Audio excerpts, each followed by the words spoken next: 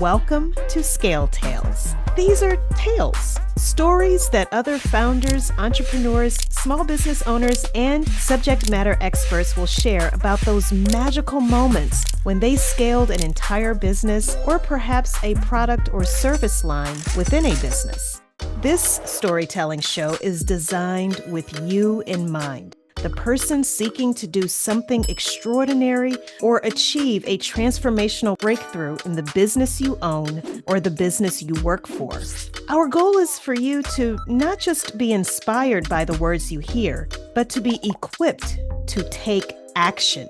And as for me, who am I? Well, I'm Alicia Butler-Pierre. I'm the creator and producer of this show, and I'm the founder of a company called Equilibria Incorporated. Welcome to Scale Tales. This episode is brought to you by Equilibria Incorporated. Equilibria provides training to assist fast-growing companies in documenting and improving their key processes for maximum operational performance. Visit eqbsystems.com to stop the chaos of fast growth and start flowing today. eqbsystems.com. Welcome to Scale Tales, the business storytelling podcast where entrepreneurs, executives, and experts share firsthand accounts of those magical moments when they achieved something bigger than even they could have imagined. I'm Alicia Butler-Pierre, and I live in the U.S. Here, there's no shortage of resources for entrepreneurs, project managers, and developing leaders. It's only through my travels to other developing nations that I realized how privileged I am to have this access. It's an underlying reason why this show exists, to give access to others who otherwise may not get it. Our next scale tale finds us in Southeast Asia, where a Frenchman begins working for a cash-strapped company and eventually helps change their financial future. This is episode 27, How Laurent Notin helped a Cambodian company become debt-free and scale revenue to $1.3 million. Hello, my name's Laurent Notin. I'm the Bottleneck Coach. I empower founders to thrive. I'm currently based in Helsinki, Finland, and this is my scale tale. My journey started on the 3rd of October 1999. I am French originally, but I've lived outside France longer than I lived in France. And the first day I landed in a foreign country was that date, 3rd of October 1999. I was in Laos in Southeast Asia. Laos is a small country in Southeast Asia, a landlocked country between Thailand, Cambodia, and China. I'd never been to Asia. I went there because I followed my partner at that time. She had found a job for 9 months initially. I had just finished my studies, didn't have a job, so I thought, hey, let's go. This is something that I had always wanted to do, explore the world. So we left initially for 9 months, but I ended up living in Asia, Southeast Asia for 20 years in total. Laos was an emerging country. It's still an emerging country, but at that time in 1999, the capital, Vientiane, did not have asphalted roads. But after a week, I started looking for a job. And before I left to Laos, I had sent my CVs to a few French companies that were registered there. And the first company I contacted was a small market research agency. By market research, I mean that type of company that go out and talk to people and ask them questions about products or services. Back in 1999, they were doing this by sending interviewers knocking on doors of people. So using pen and paper questionnaires. I was interviewed by this market research agency, and they offered me a job. What was funny is that I started working and I was paid $250 a month, which is not a lot, but I didn't really care because my partner was earning a good amount of money to enjoy life in Laos. So this is how I ended up in market research. While I was working for them, one of our clients was another market research agency called IRL, which had offices in Cambodia and Vietnam, but they had clients in Laos. But because they didn't have any operations in Laos, they were using us to run the operations, to send interviewers and ask the questions. So we would do the field work. We didn't even do the data processing. I remember at that time we would send back all the questionnaires by DHL back to Cambodia. So that was a lot. That was a lot of packaging but it was fun. One day back in December 2005, the owner manager of the company sent me an email, and that email was a job offer. Basically, the email was saying, "Hey, I've just lost my research director in Cambodia and was thinking about who could replace him. And I thought about you. So do you want the job?" He attached the contract to that email, and this is a type of opportunities that don't come a lot, especially was a time in Laos where I was started to turn into circles because it's a small country. There was not a lot of things to do. I was getting a bit fed up. It was time for a move. So I just said, yes, let's do it. And this is how I ended up in Cambodia, working for this research company, which had a revenue of $700,000 at that time. We are in 2006. And maybe 30, 40 staff. So you need to imagine Cambodia. When I'm talking about revenue here, the frame of reference that I use is a frame of reference in Asia. You can't compare 700K to 700 in Cambodia, compare it to 700K in the US, for instance, because the costs are not at all the same. Like I was saying, the company maybe had like 30, 40 staff at that time, but today, even back then in Europe or in the US, a company that was doing 700K a year of revenue, she would certainly not have 30 staff because it was too expensive. So 700K, 30 staff was quite significant for Cambodia at that time, and they had some big names. And I came as the research director, so basically the number 2. I was in charge of all the project management, the business development, and I knew there were some issues, but I didn't realize all the issues that the company was facing. There were more issues than what I thought there would be. For instance, the company had a lot of debts. If I remember correctly, I started working on the 1st of February 2006. I think the company owned maybe, I want to say something like between 50 to 70K to actually different creditors, but a lot of that money was for interviewers. We had not paid interviewers, the people who go on the field and ask the questions for a long time. So of course, that also impacted our reputation as an employer, and it was very difficult for us to find interviewers.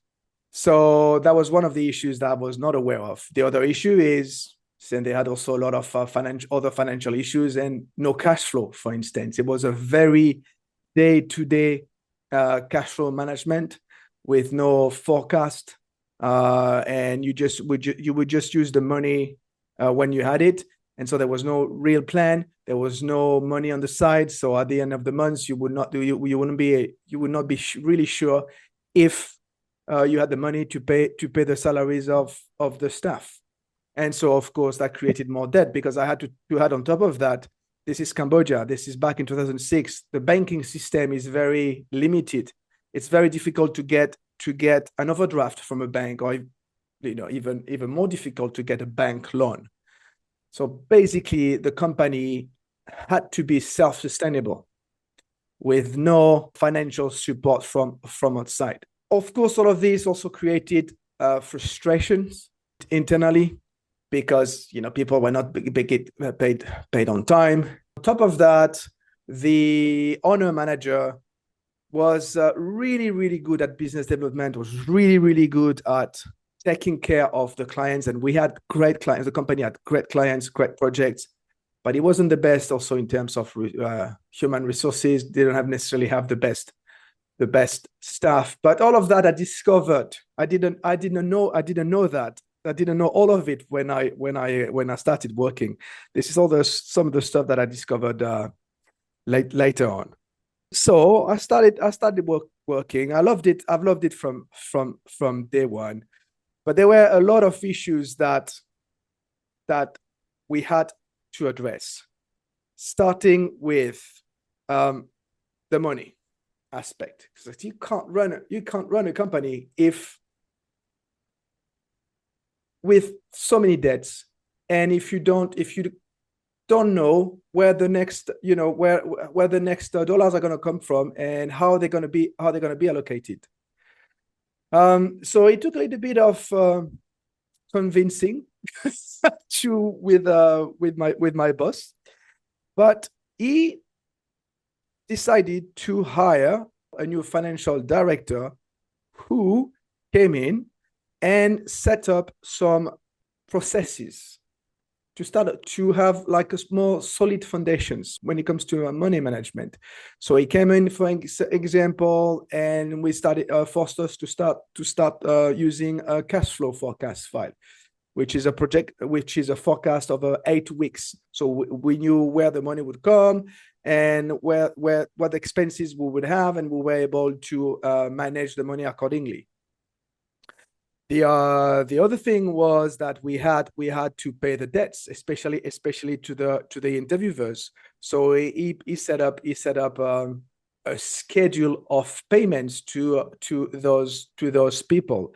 So that first hire, a new financial director who knew what he was doing, was really the first step towards being able to have solid foundations, so that we could scale the company, because otherwise there was no point of starting scaling, because even though we would get like another big contract with a big client, the money would disappear.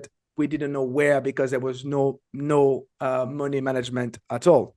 So that was one of the first thing that we did. Then the other thing that was really, really important was the quality of the operations. Basically, if you collect bad data, the report quality that you will give to your clients will be bad.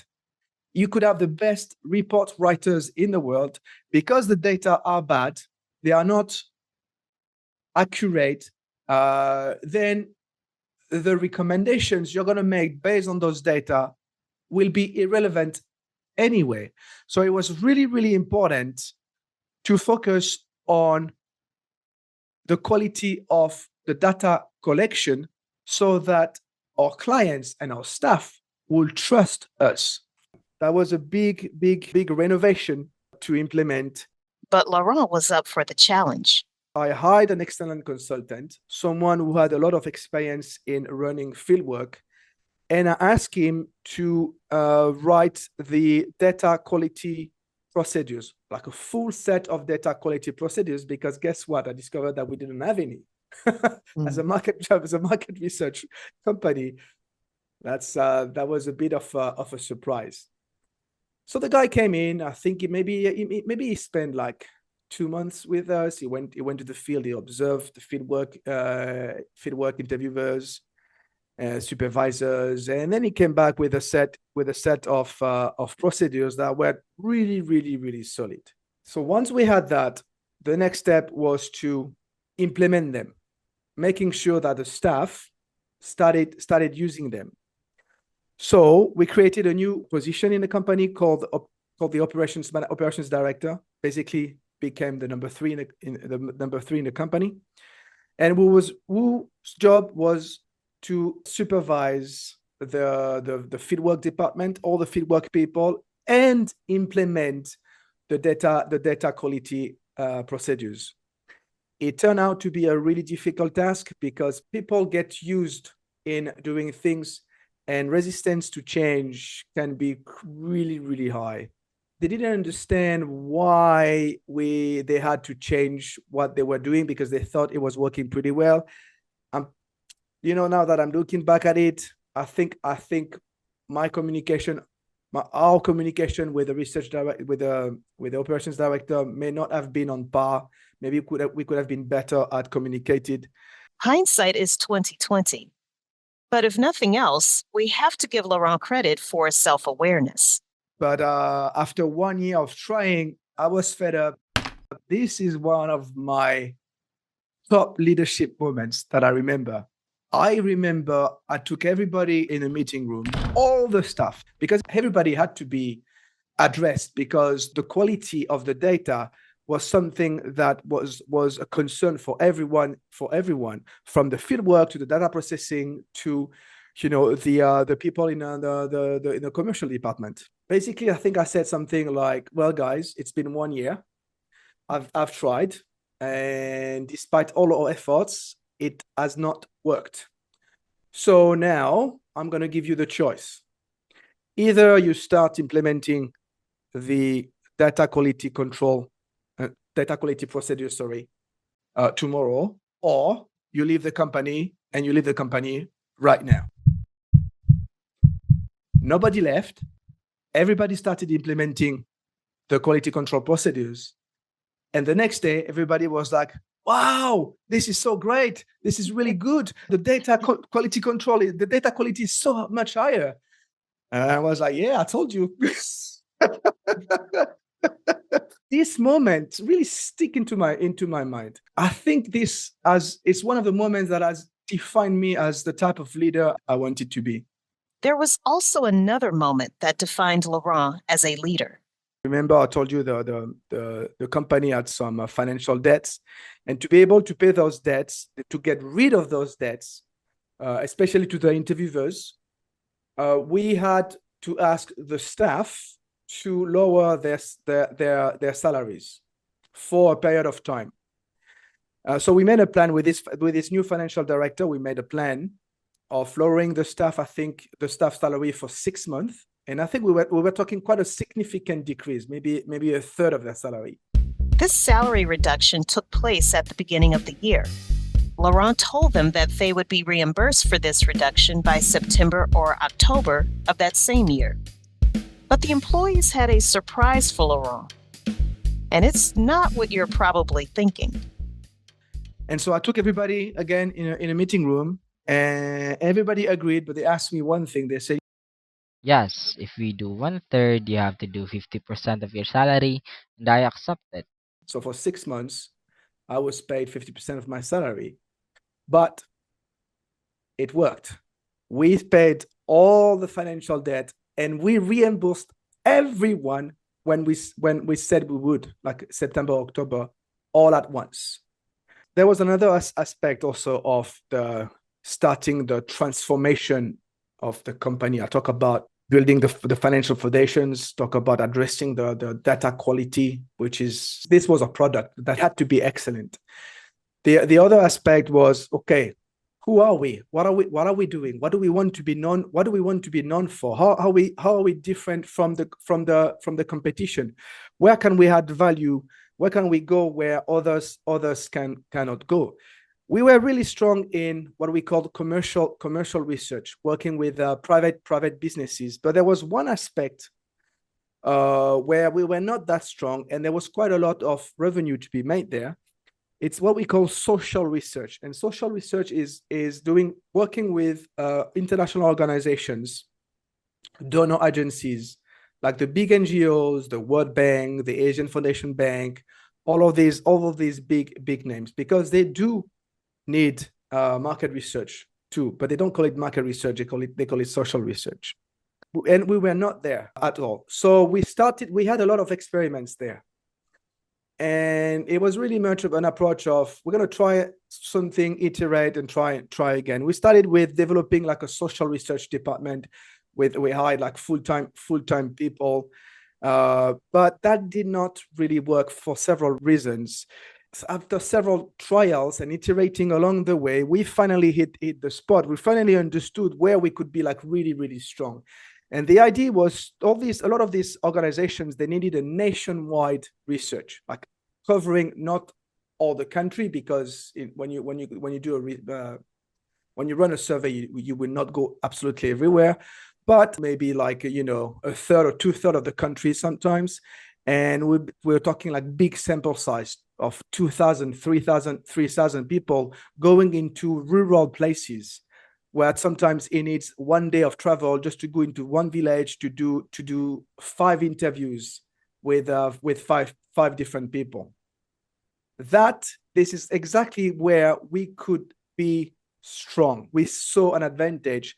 So together with the operations director, we decided that we would build a database of nationwide interviewers, something that the other companies did not have.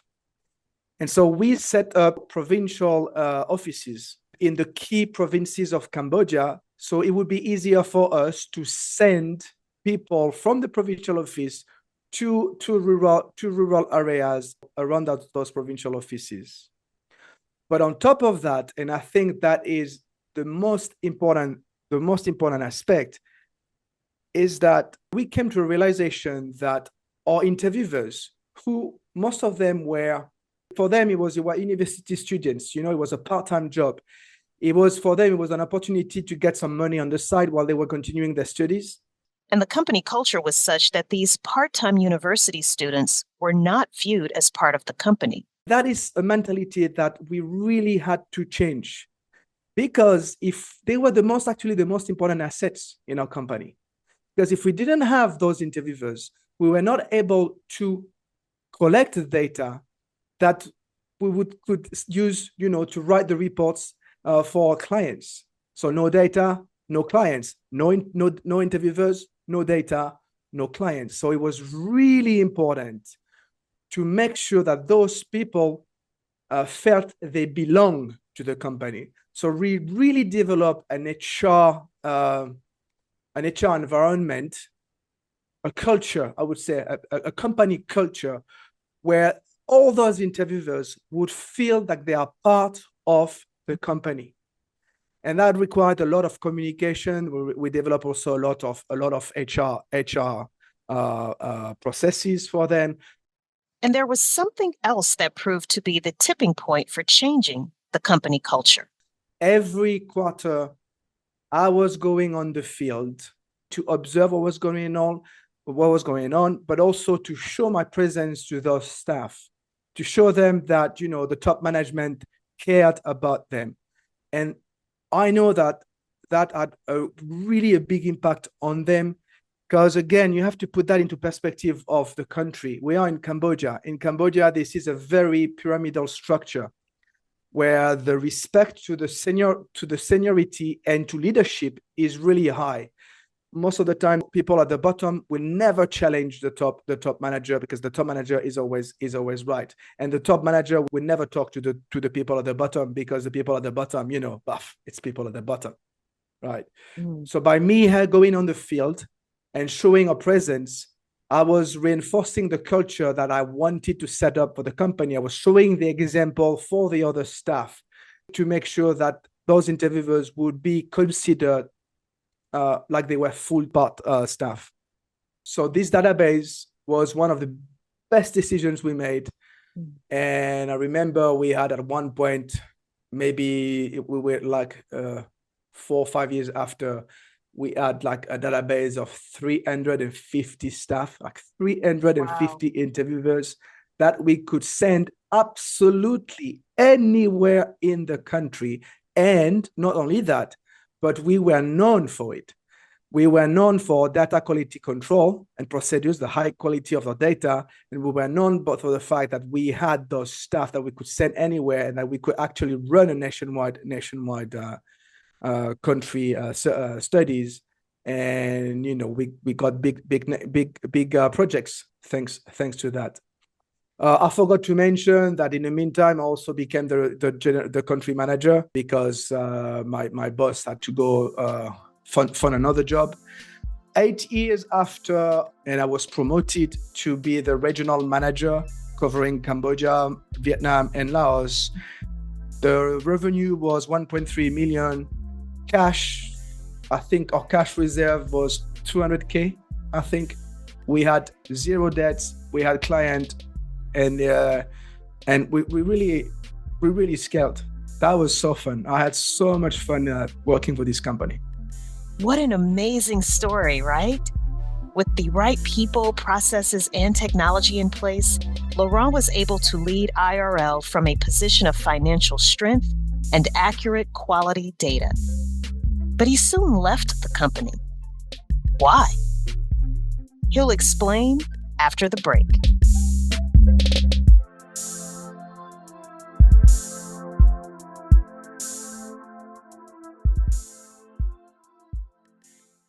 Some small businesses fail not from the lack of customers, but from too many.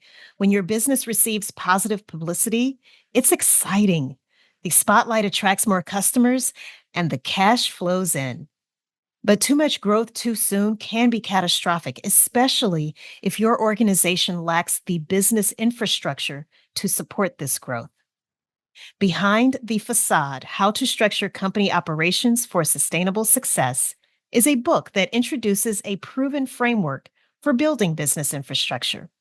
The book is structured into 6 relatable stories of entrepreneurs who apply this framework, giving you an inside look at how they solve their fast growth issues and how you can too. Pick up your copy today at scaletailspodcast.com. scaletailspodcast.com. Laurent Notin is known as the Bottleneck Coach, a clever name he's given himself based on his years of experience in helping other companies grow and scale. Before the break, he shared the story of how he helped scale IRL, a foreign-owned market research company with operations in Cambodia. Specifically, he helped build and implement a solid business infrastructure and welcoming company culture for a team that consisted of native Cambodians and foreigners, as well as full and part-time staff. After achieving this, he left the company. Pay attention and take notes as he explains why he left and how those experiences led him to becoming the Bottleneck Coach. Here's Laurent. After I left, I started working for an advertising company where I was also the managing director, in which I had some shares. Everything that I coach in my practice today is based on either things that I've learned myself, that I put my hands into it, the mistakes that I made, or it is based on all the discussions and the conversation that I had with founders. When I decided to become a coach, it just made so much sense to me because I realized that the part that I actually enjoy the most, be it at IRL or after or even before, was as I'd always been the helping others grow, helping my staff strive, teaching them, mentoring them, coaching them. That was what was making me the happiest. And I've always loved helping others, but being a part of their growth journey is the biggest reward for me. When you have these people that you promote, for instance, the operations director, and he became this amazing leader. This is so awesome for yourself too. It's a bit selfish, but it is because it's you're like you have influenced him in a proper way. Plus, I had the experience of asking questions. This is the art of asking question is an art, and this is an art that I developed and I don't want to say mastered, but I got better at it through those experience working with these research companies. And that's what also I became a coach for entrepreneur, because running a business is something that I speak the language. I've sat in the seat. I know how they feel. I know how it is, even though it was not my companies, but it was pretty close because we didn't have any support from the shareholders anyway. So I experienced the loneliness at the top. I experienced the fact that sometimes you're not sure how you're gonna have to pay your staff. I experienced, like I said, the cut in salaries, for instance. So everything that all these experiences that I got through IRL and before and after just made me the coach I am today. Listening to Laurent, you may be wondering, did he have a business coach? I had a business coach the last year and a half working in Cambodia. But before that, I had great mentors. The first company in Laos that I worked with, the owners were a couple. And by default, they acted as my mentors. They were tough. They were really tough. The relationship didn't end very well. But I learned so much with them. When I moved to Cambodia, my boss / the company's manager acted as my mentor. I learned a lot also from him. I remember I had a conversation with him where I was telling myself, because the guy is really smart, damn, I'm so stupid. I feel so stupid. How I didn't think about it. And about those conversations now with time, I see this is where those conversations helped me really grow. And I learned a big lesson also from him. I remember one day, a little bit after, maybe 6 months after I started working in Cambodia, he took me out an evening. We went to play, I think, pool, and I had some beers. And, we started chit-chatting. And after a while, he sat me down for a serious conversation. And I remember him saying, Well, I've heard some stuff from the staff. They have come to me and they complain because you tend to get angry. and it's true. I'm French, first. I'm from the Mediterranean side, second. But at that time, I had a temper. And working in Cambodia is not like working in France. And I was lacking patience sometimes. And the staff who had been working for IRL for a while before my time, they complained to their boss. And I remember he said, Look, I know you can do it. You're just gonna have to work on your temper because if you don't, I will have to make a decision that I don't want to make. that was like a big wake-up call. Big wake-up call. I really had to work on my temper and start my self-awareness journey. And that self-awareness journey, combined with his years of developing and leading others, makes Laurent a highly sought-after business coach. So, what exactly does he do as a coach to help his entrepreneur clients? Being an entrepreneur is a mindset. It starts in your head, first and foremost. And yes, you can definitely look at your operations. Yes, you can definitely look at your financials, and you should build the foundations. But how much time do you spend looking at yourself? That's what I do. I believe the biggest risk funders face in any industry is themselves. Let me take my example. With the temper that I had, I needed someone to tell me to change my temper. Otherwise, they would have to change me. So I really had to look into myself. So I was able to understand why I was being like this. What were the triggers, and what could I do to change? And this is what I see again and again in companies. You start scaling up, but then they reach a stage because the funder's role need to evolve. You cannot take a company from 0 to 1 and apply the same recipes from 1 to 10, and then from 10 to 20 and beyond. Every time you have to evolve. Your role has to evolve. But to be able to evolve, efficiently, sustainably over the long term, you need to look into you first. You need to change you before you can change others, and then by default, change the company. One of the things that I see over and over and over again, I call them the bottlenecks. There's one bottleneck that I see all the time. This may be the most difficult bottleneck of all, is the inability to let go. As the business evolved, the business grows, you got more bigger and bigger clients. What do? Well, you hire staff, okay? But those staff, supposedly you have to trust them. You have to delegate work to them. You have to empower them with decision making so that they can run things on your behalf, on the behalf of the company, and you don't have to be involved in every little decision. To be able to do that, you need to let go. But when you are a founder, letting go is so damn difficult.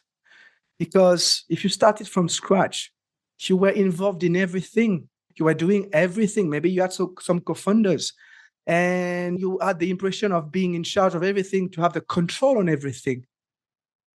And as the business evolved, you cannot continue like that, because if you continue like that, you're going to create not only a lot of frustrations among your staff, because they will be like, hey, why did you hire me if you don't trust me?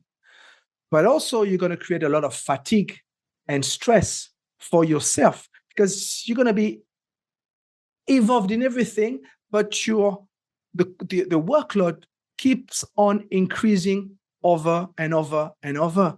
So it's really important to let go. But what does it mean? You let go of control. But to be able to let go of control, you need to understand the challenges, the ideas, the self-limited beliefs, the bottlenecks that block your way. Why is it that you cannot let go of control? Once you understand that, then you can do something about it. You can act upon, and then this is where you will reach real scale up. This is where you put yourself in a position where you can actually scale, because when you do that, you start building something that goes beyond yourself. Your company is you at the beginning, but the goal is to build something that goes beyond yourself. And that's why you need to let go. And that's why this is one of the most difficult bottlenecks. And this is why Laurent calls himself the Bottleneck Coach. He helps his entrepreneur clients identify and remove the bottlenecks that impede flow and scale in their businesses. If you're interested in learning how to get unstuck, there's a way you can tap into his expertise free, at least initially. If you want to try it out, I'm really happy to offer the chance to any of your listeners for a free coaching session, 1 hour with me.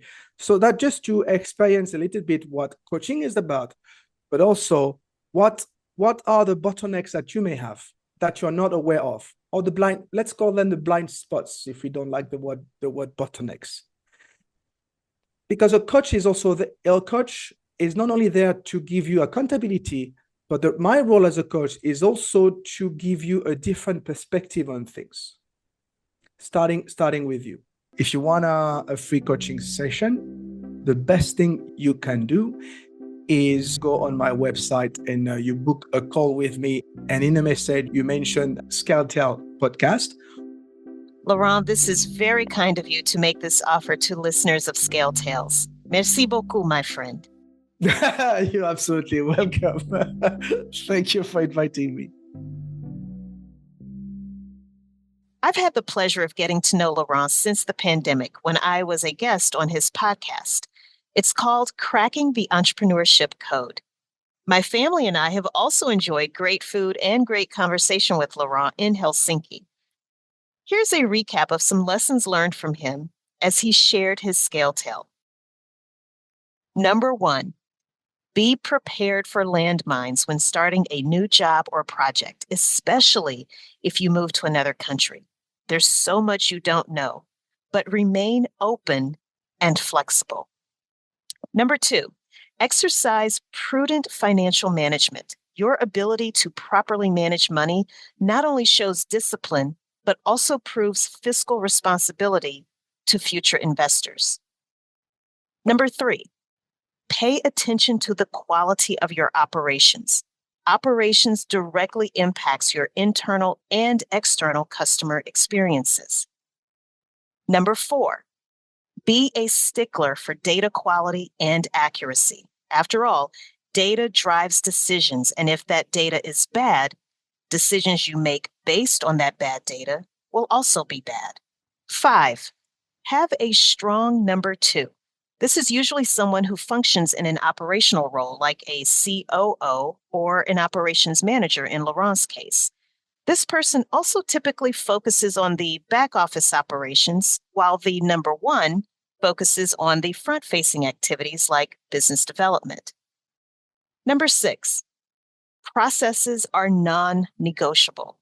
Document them, train people based on them, and watch the results as your company becomes less dependent on you as the leader and you can grow and scale. 7, speaking of scale, one way to start is by building a team of independent contractors or part-time staff. Leverage university students if possible. It allows you to pay a lower rate while giving them valuable work experience. 8, get a business mentor who can help hold you accountable. And number 9, work on your mindset as you go through the stages of startup, build, growth, and scale. Practice and maintain self-reflection and awareness. Those around you will notice the difference and will have an even greater respect for you.